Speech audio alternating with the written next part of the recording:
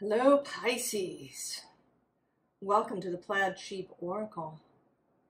I'm not surprised that you waited to be last because your full moon is tomorrow evening, 9:35 p.m.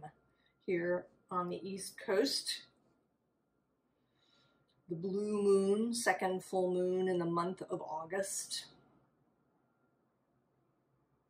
Technically, from an astrological perspective, this is not that exciting. But these societally, the months are human construction. How we decided to divide them up. How many days and all of these things. And there are reasons for all of this, but it is still kind of a made-up thing. And yet there are aspects of astrology that are the same. That it is gods and stories that are intertwined with the stars.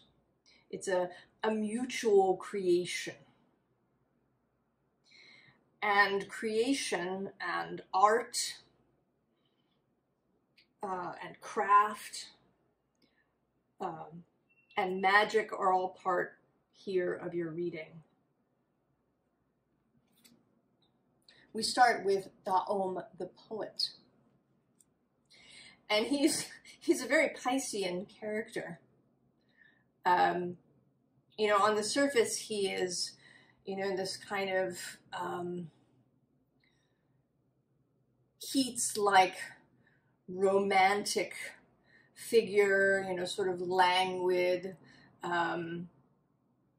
pining away kind of energy.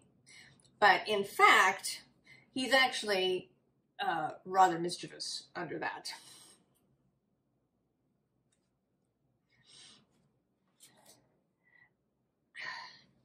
And the interesting thing about how all this came out was there was a card that shot out of the deck as I was shuffling, but it didn't want to be the sort of the underlying energy. It wanted to be the card for me, and that has never happened, ever, in a reading that I've done, for other people. And the card is the guardian of the gate. So in some way, I am the guardian of the gate. And that got me kind of to thinking about how a reader is part of their message. Because we all, like every other human, we have a perspective, we have opinions, ideas, beliefs, we have a vibration that is ours. And there are some messages that simply will not come through me. Like certain music that wouldn't come through a composer. Mozart would not have composed something like Stravinsky, and vice versa.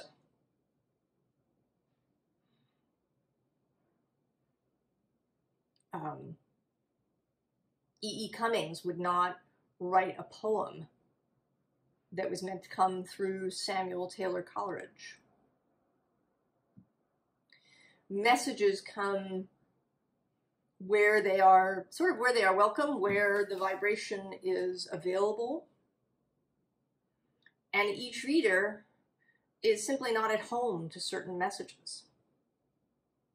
So in that way, I am the guardian at the gate of the messages streaming through. But there's also a sense in which I'm the guardian and going in the other direction as well. And this is kind of developing, in the sense that I attract certain people to come to these readings. So I feel like this message my being this guardian of the gate is going to develop as we go. So we'll see what happens. But the other two cards that were significant on the bottom of the deck is Lists of the Shadows, and this rising energy out of the dark. And then this journeyman who is under, or sort of at the face end of the deck. This setting out, this kind of fool energy happening here. And then actually below that, I've just seen the Friends card. Companions on the journey. And I think that we are, even if we never know one another in the physical world. Our souls, our wider selves, our soul streams are connected up and in continual communication and communion with each other.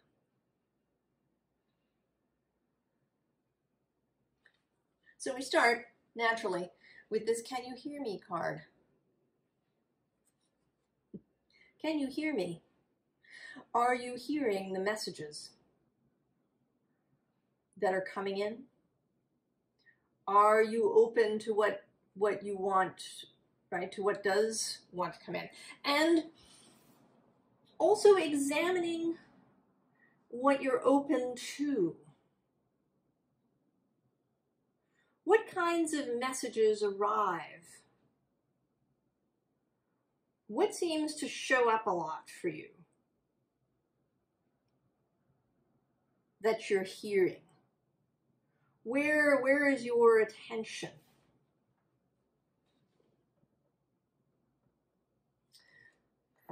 Underneath that, we have this lullaby card. What music do you hear? What do you compose? And at the bottom of the deck, abracadabra. Magic. The Pisces readings here on my channel have been largely about mystical things, about whoever is coming and hearing these messages, whether you have a Pisces sun or not, that you're part of this magical occult community, or I don't know what word I want exactly. Because I think that even as we have this, you know, what you might say a change in consciousness for humanity, you know, not everybody is going to be a magician, a witch, a wizard, an occult interested person. You know, in indigenous societies, you may have a tribe that has a medicine person, a shaman. You know, and maybe they have somebody else who reads ritual. But the majority of the population has other stuff to do. I think that we will always be kind of a small part of any society. That we are a small number. And that is both lovely, right? It's good, right? It feels good, doesn't it, to be unique, to be individual, to be special in that way. But it also has its drawbacks, in that it can leave you feeling apart.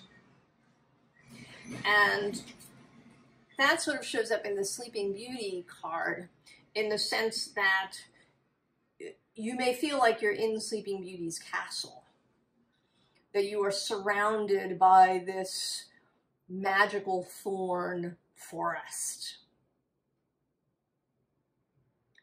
And so it's not easy for people to come and get to know you. because you have this deep space that you exist in. You know, I have some friends that live not too far from me, and I enjoy them. But as I have become more interested and immersed in this magical, occult world, time, space, reality, I don't know what to talk to them about, because they're not interested. And so it's, we end up sort of having what I think of as small talk. And it's nice, to connect with them, see how they're doing.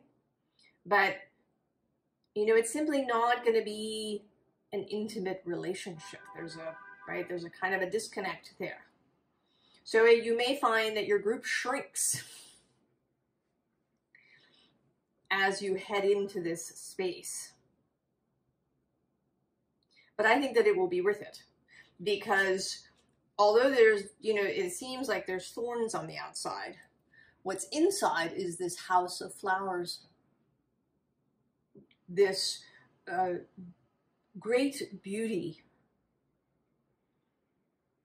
this deep connection to nature, to flowering, to feeling yourself surrounded by flowers. To live in a space where this energy is bursting out through the walls.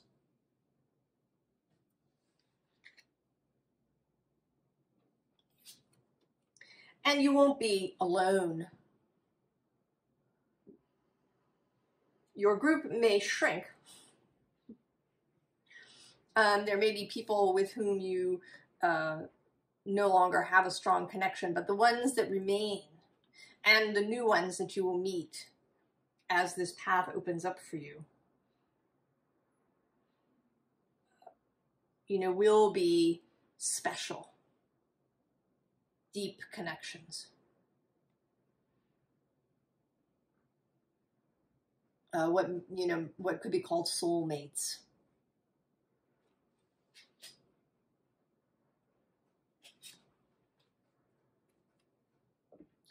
And, your days will change too.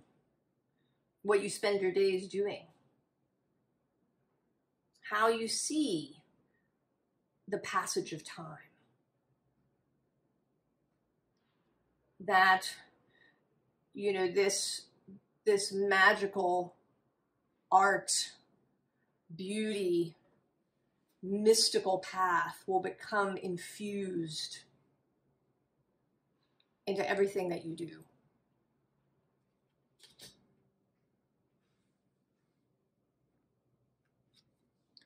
So the next underlying is remembrance. The frequency of remembrance supports our memory of everything that we have gone through as a soul and a body, providing us with valuable information and tools to flow gracefully with and in this life. So there is a quality of remembering. Remembering skills that have been lost over time. I'm going to recommend, there's a great book called Human Cosmos, I think that's what it's called, that kind of details a history of humanity's relationship with the stars and with the cosmos and how we saw them. And it's really interesting. I actually listened to it as an audiobook, but it's sort of coming up here. These skills, gifts that we've lost over time through the use of technology of various kinds. Everything from maps to clocks, to phones, of course. So remembering these things, and also a remembrance of who you are, an integration of your human self and your soul self, identification with both. And that can take a little bit of forgiveness, right? Forgiving your soul self for some stuff that your human self has endured up until now. Right? You had purpose. Now the two cards related in the underneath here, there's the third eye chakra and then the crown chakra. And then in the middle here of the row, we have the sacral chakra. So this is the connection between creativity, or the interlink, right? The synergy between creativity and our communion with the invisible world and our intuitive knowing. And then the two cards that surround the sacral chakra here in the middle are prosperity and miracle. The frequency of prosperity supports our feeling of well-being by allowing the inclusion of everything that makes our body, mind, heart, soul, and spirit sing. It invites us to express ourselves in joy and celebration of the abundance and riches that the universe provides. And miracle, the frequency of miracle supports our belief in ourselves as part of source, and therefore a belief that anything is possible. So what we want to create, what you want to create, is intimately linked with your sacral chakra, with that generative part of yourself, and also with your communion to the all that is. And, you know, through the all that is, with all of us here that are interested in this work. Even if we never get to know one another, even if we never have an actual conversation, that there is a flow of information and inspiration if we are open to it.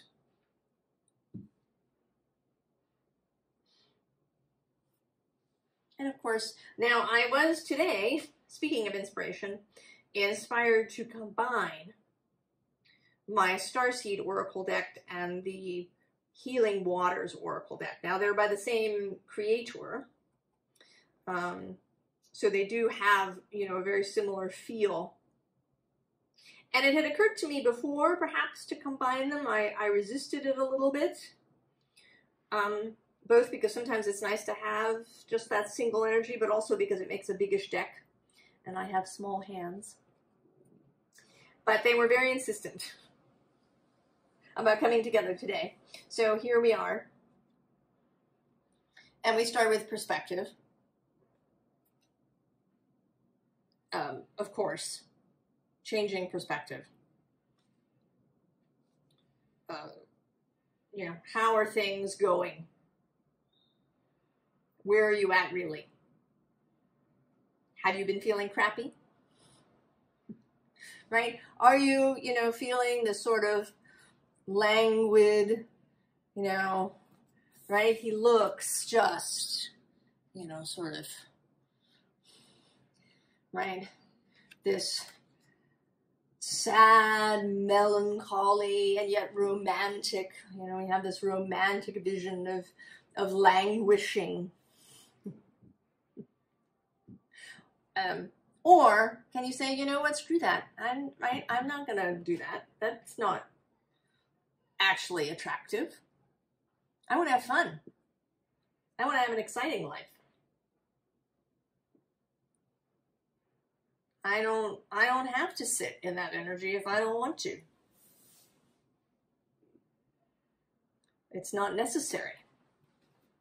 I can do what I like. Now the first card here is Gentle Force. Consistency, persistence, patience, the long game. So where is your attention going? What direction are you facing? What messages are you open to on a daily basis? And if it's not where you want to be looking, How can you change that? And then conversely, we have loosen your grip. Coping mechanisms, density, addiction, let God in. So where are you too loose? Kind of allowing your attention to stray and get used up in places that aren't actually of interest to you. And then where are you all grippy? And those two things might actually be related to each other. You may, in fact, be gripping that distraction. You may be gripping the old perspective. And how can you loosen your grip on that? And then, not at all surprisingly, and call. You know, and a call is, right, a sort of a sack that sometimes a baby will show up. And there's lots of myths and stories and folklore related to babies who were born this way. But often, it's that the baby is magical in some way. And that can either be really exciting or frightening, depending on your perspective. It says healer, seer, priestess, soul purpose.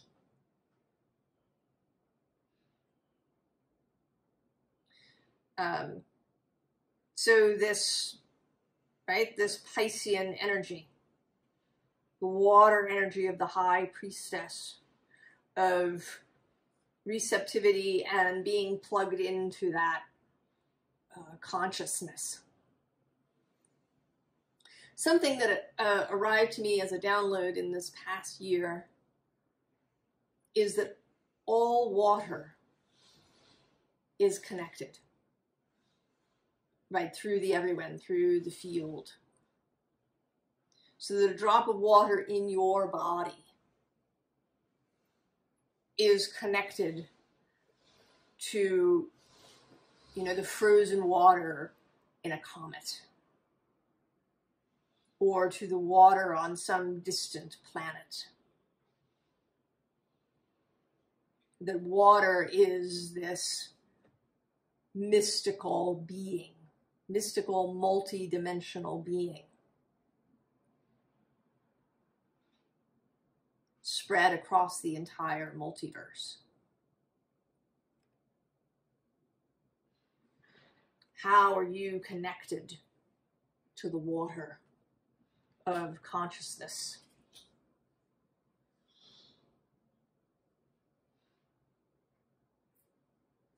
Now, another interesting thing about this reading is that except for the advice, all the decks that have come out are oracle decks. Usually there's more tarot.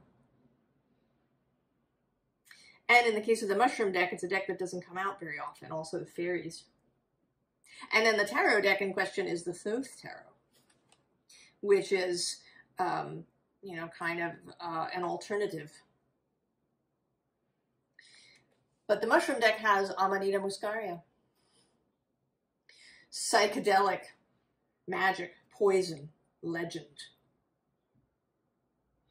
And that's often a principle in magic and occult spaces. That those things that are poisonous can also be medicine and magic, that it's all about the dose.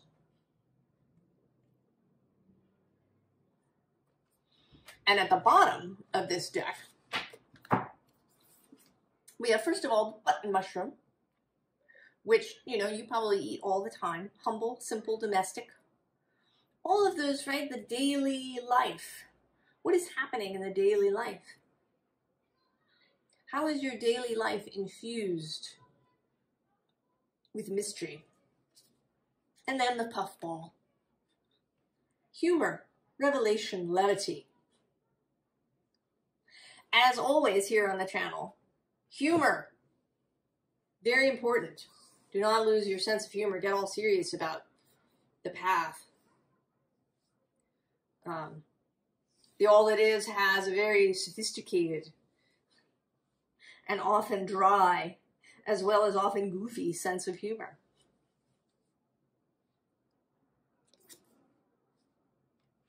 snow fungus.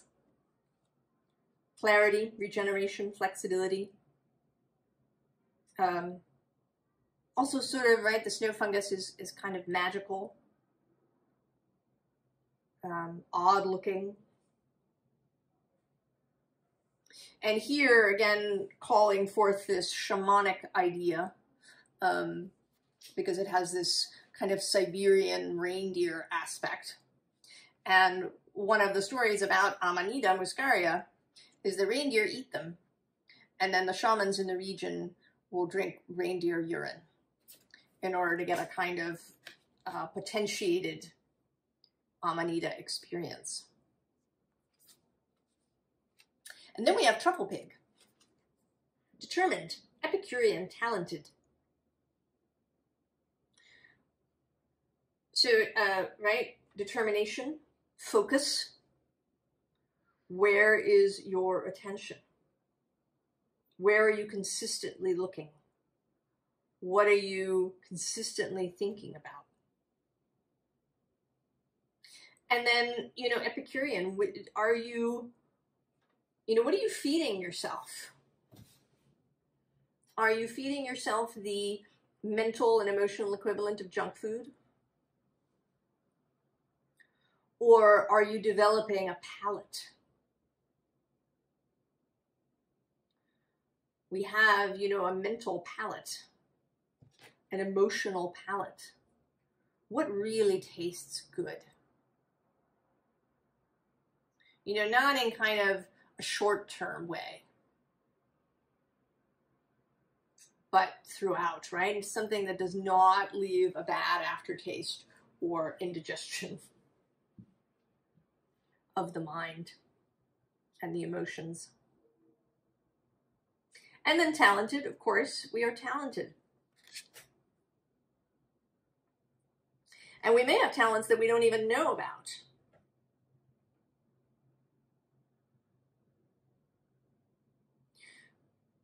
So you are Pisces, you are at the gate. You are, and maybe in some way we are all guardians in training.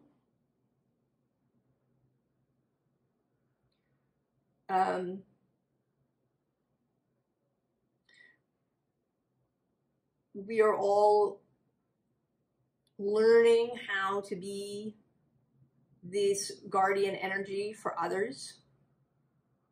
And essentially that is kind of part of the shaman's bailiwick. The shaman, is the point of communication with spirit.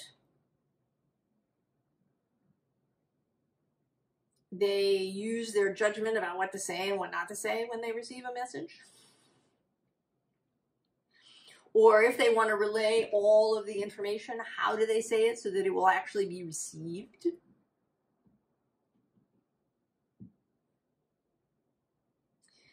I think that you are receiving, right? You're receiving training in all of these things.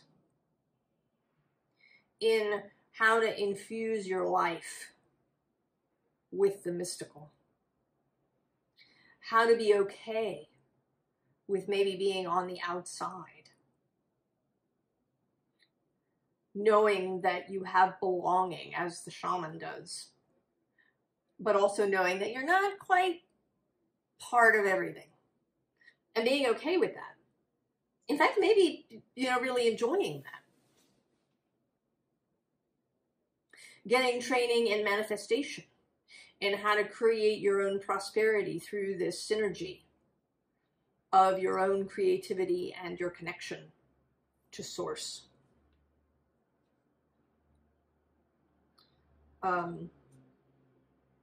Learning how to let go of what needs to be released, what needs to be set down.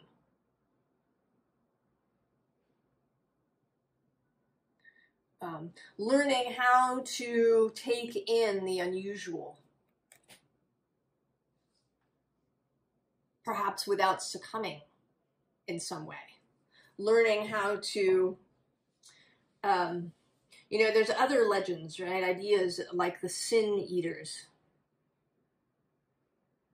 Or if you're a Dune fan, right? That the Bene Gesserit take in the spice and convert the poison into something usable and necessary and mystical and changing.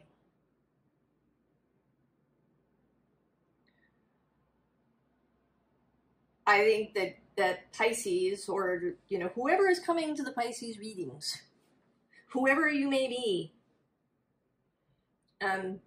giving labels to these readings, you know, creates a bit of a container. It allows for some astrological association. But we all have all of the signs in our chart. They're all part of us. So you can watch any reading that feels right to you, that calls to you.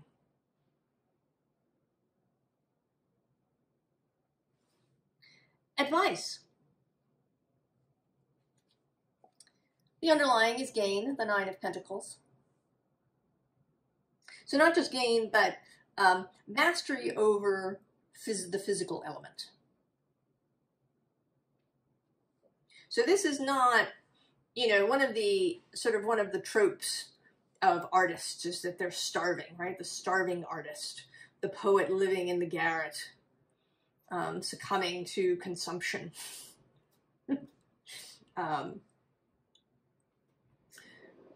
Forget that. That is not useful to anybody.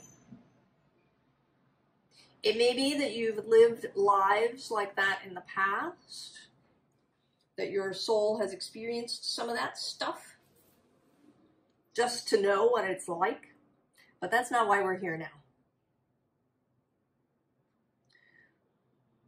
Anybody who is here in this reading, in this grouping, is here to be of service, to be of expansion, to be of service and healing to the wider world. And our own personal prosperity assists in that. You know, it doesn't mean to have, you know, that you have to have 3 mansions and a yacht, but that you have enough that you feel comfortable and secure, and that you feel masterful about it. So that, you know, even if you don't have, you know, $1 million in the bank, that you feel comfortable because you know you have mastery over your own physical resources.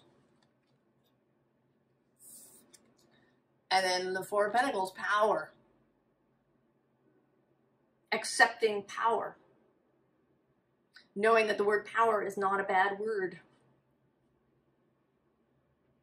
That, like everything, it's about how you use it.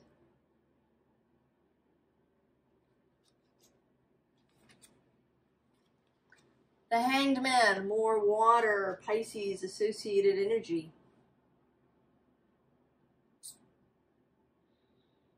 The ability to have, right, to turn upside down whenever you need to see things differently, to take the time to learn something new,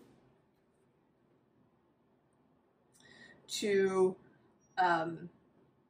you know, maybe to converse with the universe, to step in to that space whenever it's required. And as you go along, as you get practiced, as you gain mastery, I think you won't need to spend, you know, an hour in meditation to reach a state where you can do this. It will be available to you all the time.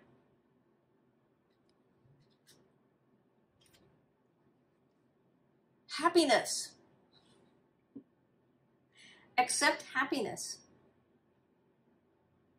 And accept that you have happiness right now. It is available if you choose to turn in that direction. Nine of Cups, mastery of the emotional sphere. The ability to manage your own emotions, to feel without being overrun, to know when you need to take time to yourself, to know when you need to go and be with somebody. You know, when do you really need a hug? And going and asking for one when you need it. And knowing, you know, when you've just, you know, when you've been triggered by something. And how to manage that, how to comfort your own nervous system. Learning the skills of happiness. Happiness not as a state, but as a skill.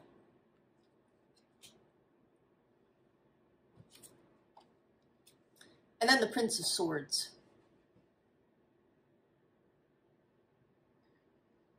Receiving the messages when they come. Being willing to hear, to absorb, to really get to grips with. Kind of accepting the call.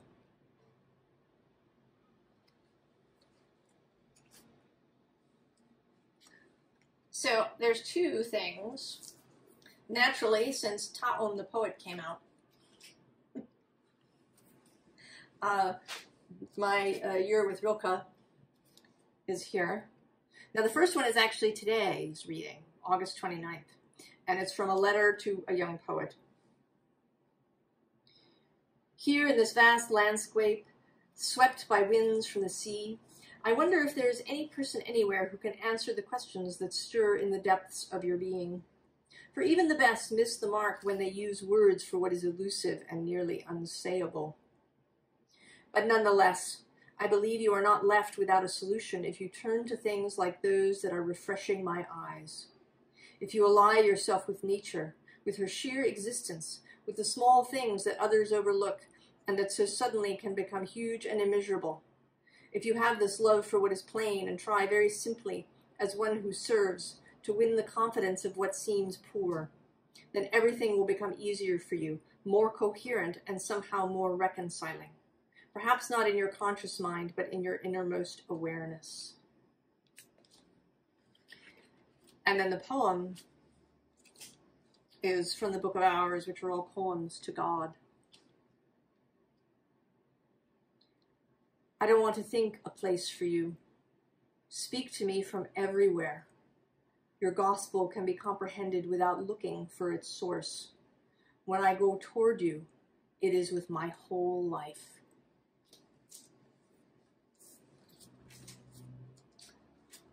All right, Pisces. Go toward this with your whole life. I wish you all the very, very best, and I will see you next time. So long.